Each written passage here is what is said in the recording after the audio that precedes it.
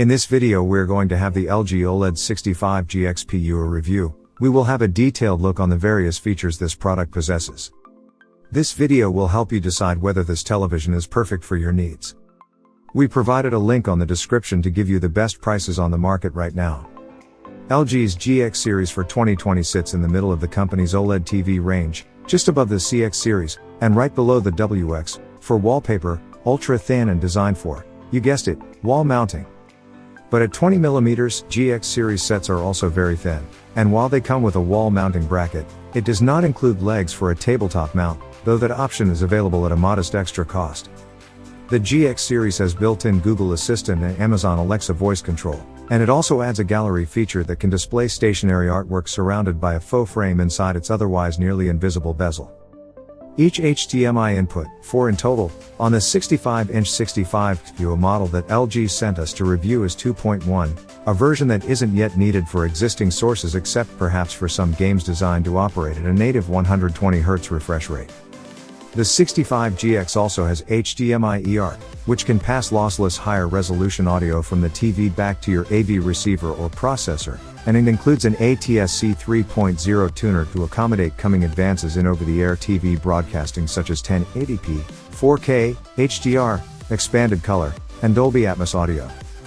The 65GX's onboard audio surprised me with its performance, considering how shallow the chassis is. No, it does not deliver real bass, and the bass it does provide can be distorted if you turn the volume up too high.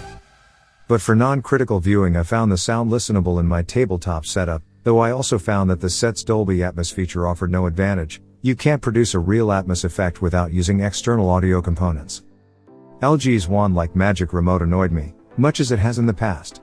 The on-screen pointer, while useful, drifts and has to be frequently re-centered by wagging it about while pointed in the general direction of the screen's center. Its button layout is crowded, and since the keypad isn't backlit, I found myself often hitting the wrong buttons in the dark. The 65GX's WebOS features provide most of what you are likely to want from a smart TV, even if they also occasionally act smart-alecky. I lost track of the number of times the set's voice assistant perked up, seemingly on its own, though likely through an inadvertent brush with one of the controls, to offer unwanted content recommendations. LG has added some important new apps, including Disney Plus and Apple TV, to its legacy offerings such as Netflix, Amazon, and YouTube. There are also some free content apps on the home splash screen that were clunky to use, with programming of mostly poor to dismal quality video and otherwise. Overall, I found the set's smart interface workable for what I needed, but less intuitive to navigate than my older LG E7 OLED. As more app selections accumulate, clutter inevitably increases. While many users will wall mount GX series TVs, if you do opt to install it on a table or stand, note that the legs sit at the far ends, spread apart by 53.5 inches on the 65-inch model under review here. For that reason, you will need to make sure your table is wide enough, with space to spare to safely position the set. LG calls many of its upscale processing features LG ThinQ AI, with AI meaning auto intelligence. This includes what LG calls a deep learning algorithm that upscales sources to 4K and is said to correct for perceived picture errors to make the end result look more like the real thing. ThinQ has been upgraded from a 4-step process in 2019 to a 6-step one in 2020 and is selectable in the general greater than AI service greater than AI Picture Pro menu. But since the AI features on-screen menus prevented getting an on/off instantaneous look to see what it does, very little with a good source, as far as I could tell, I left it off for this review.